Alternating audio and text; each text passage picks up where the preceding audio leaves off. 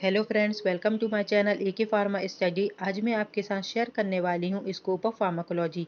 तो first, pathophysiology, the science और the study of disease and disorder is called as pathophysiology. Pathophysiology में हम study करते हैं कोई भी डिसीज एंड डिसऑर्डर की, कि कोई भी डिसीज एंड डिसऑर्डर कैसे होता है एंड हम उसका ट्रीटमेंट कैसे कर सकते हैं। डिसीज एंड डिसऑर्डर में एक बेसिक डिफरेंस होता है। डिसीज में क्या होता है, जब कोई भी माइक्रो ऑर्गेनिज्म हमारी बॉडी में एंटर करता है तो वो हमारी बॉडी के फिजियोलॉजिकल फंक्शन को चेंज कर देता है। Is called as disease and disorder वो कहलाता है जिसमें बॉडी के फंक्शन में चेंजेस हो जाते हैं।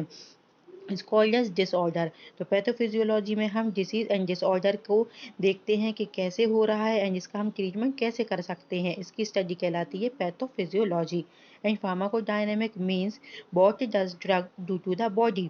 इसमें हम देखते हैं कि हमारी जो हमने ड्रग ली है वो हमारी बॉडी में जाके क्या एक्शन दे रही है। Is called as pharmacodynamic.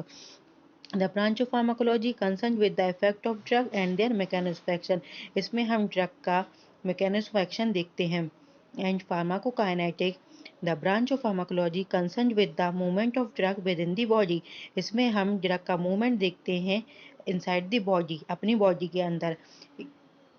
Pharmacokinetic की डेफिनेशन है, what does body do to the drug.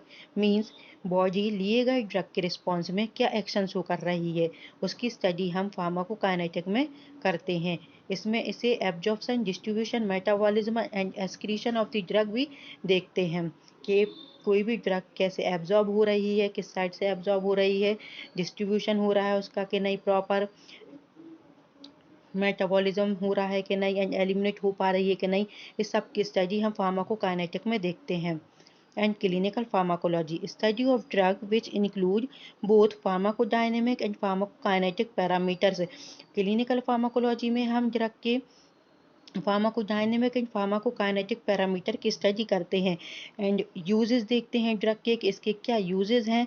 And कंट्रा indication, adverse effect, and देखते हैं कि किसी भी ड्रग को अगर किसी पेशेंट ने लिया है तो उसका एडवर्स इफेक्ट क्या आ रहे हैं एंड इसका कंट्रा इंडिकेशन क्या है। कंट्रा इंडिकेशन क्या कहलाते हैं, जब कोई भी ड्रग हम लेते हैं, मींस एग्जांपल पे मान लीजिए अगर किसी पेशेंट को किडनी फेलियर है तो उसे डायरेटिक्स नहीं दे सकते, वो डायरेटिक्स नहीं ले सकता।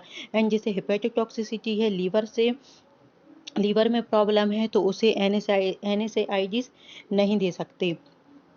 इस तरह से हमें देखना रहता है कि किसी ड्रग की कॉन्ट्रा इंडिकेशन तो नहीं है, या अगर कोई ड्रग ले रहे हैं तो वो ड्रग ड्रग इंटरेक्शन तो नहीं हो रहा है।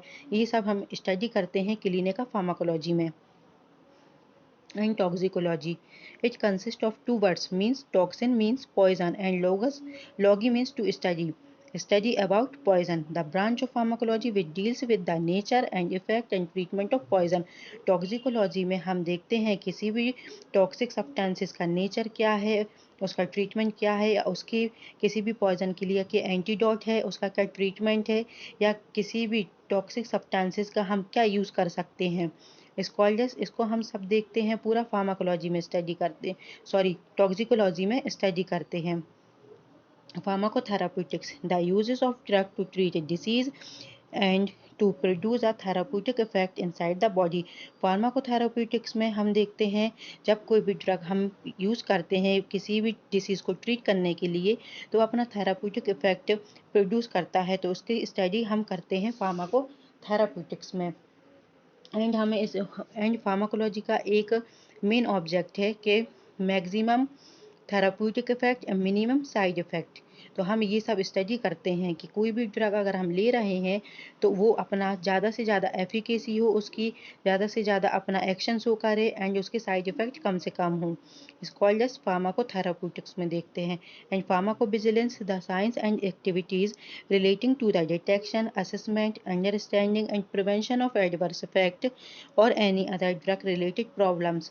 फार्माकोविजिलेंस में हम देखते हैं अगर किसी भी ड्रग की कोई भी प्रॉब्लम है या उसमें एडवर्स इफेक्ट आ रहे हैं या उसकी एफिकेसी अच्छी नहीं है या ज़्यादा टॉक्सिक इफेक्ट शो कर रही है तो उसको हम उसका एक डाटा कलेक्ट करते हैं और रिपोर्ट करते हैं, और हम देखते हैं कि ये सब प्रॉब्लम कैसे आ रही है, उसको हम फार्माकोविजिलेंस में स्टडी करते हैं। एक मैं एग्जांपल देती हूँ आपको। जैसे अगर कोई ड्रग का एलर्जिक रिस्पॉन्स आ रहा है किसी पेशेंट के ऊपर, तो हम देखते हैं कि उस एलर्जिक रिस्पॉन्स की वजह क्या है एंड उसका हम ट्रीटमेंट कैसे कर सकते हैं, उसकी हम एक रिपोर्ट तैयार करते हैं, और उसकी एफिकेसी बढ़ाने के लिए उसकी एफिकेसी कैसे बढ़ाई जा सकती है ये देखते हैं, और हम देखते हैं कि उस ड्रग का कितना यूज़ हो सकता है और उसका कितने कम साइड इफ़ेक्ट आ सकते हैं, ये देखते हैं। तो फार्माकोविजिलेंस में एलर्जिक रिस्पॉन्स को देखते हैं एंड उसकी रिपोर्ट तैयार करते हैं। एंड हेपेटोटॉक्सिसिटी, अगर किसी पेशेंट में हेपेटोटॉक्सिसिटी कॉज कर रहा है तो हम उसका भी एक पूरा डाटा ले लेते हैं और उसको एक रिपोर्ट बनाते हैं कि इसमें क्या क्या एलर्जिक रिस्पॉन्स शो हो रहे हैं। इस कॉल्ड एज फार्माकोविजिलेंस। हम इसमें ये स्टडी करते हैं किसी भी ड्रग के एडवर्स रिएक्शन की। प्री क्लिनिकल ट्रायल्स, जब किसी भी ड्रग ड्रग की स्टडी की जाती है तो उसे पहले प्री क्लिनिकल ट्रायल किया जाता है। Pre clinical trial in animal पे किया जाता है। Pre clinical trial study refers to the testing of a drug procedure और other medical treatment in animal. इसमें हम एनिमल का यूज़ करते हैं। जब कोई भी न्यू ड्रग मार्केट में आती है तो पहले उसकी टेस्टिंग की जाती है, जिनको हम एनिमल में करते हैं, जिसे कहते हैं प्री क्लिनिकल ट्रायल्स। जब प्री क्लिनिकल ट्रायल्स जब प्री क्लिनिकल ट्रायल्स का रिजल्ट अच्छा आता है, जब उससे सेटिस्फाई हो जाते हैं, तब उसको आगे बढ़ाया जाता है, तो वो जाता है क्लिनिकल ट्रायल्स में। These trials are performed on the voluntary humans. These trials are performed when the result of the pre clinical trials satisfactory.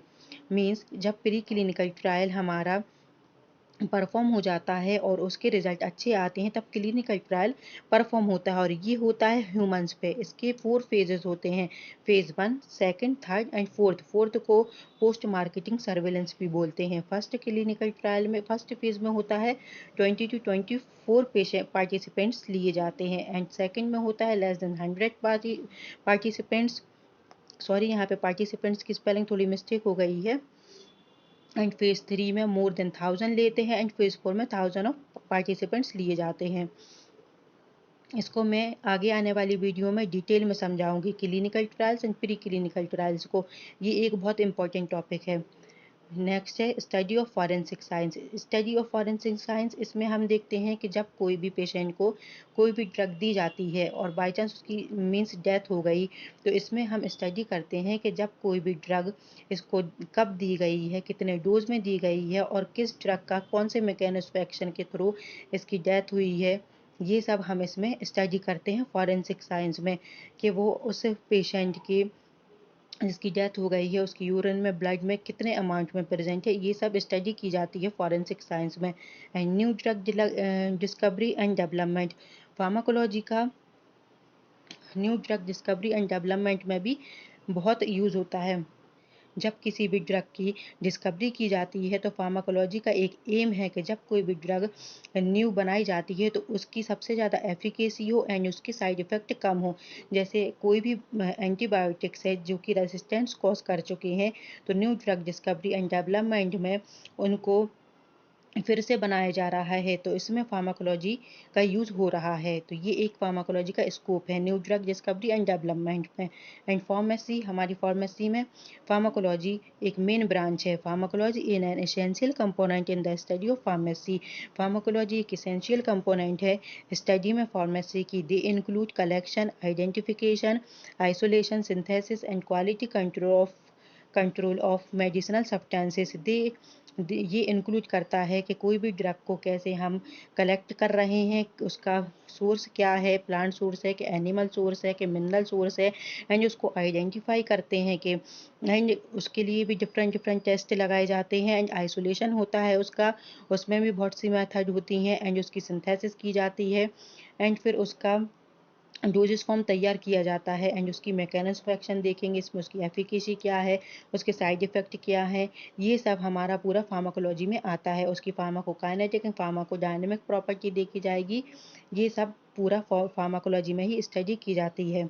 I hope आपको आज की वीडियो पसंद आई होगी, तो आप चैनल को लाइक एंड सब्सक्राइब कीजिए। Thank you.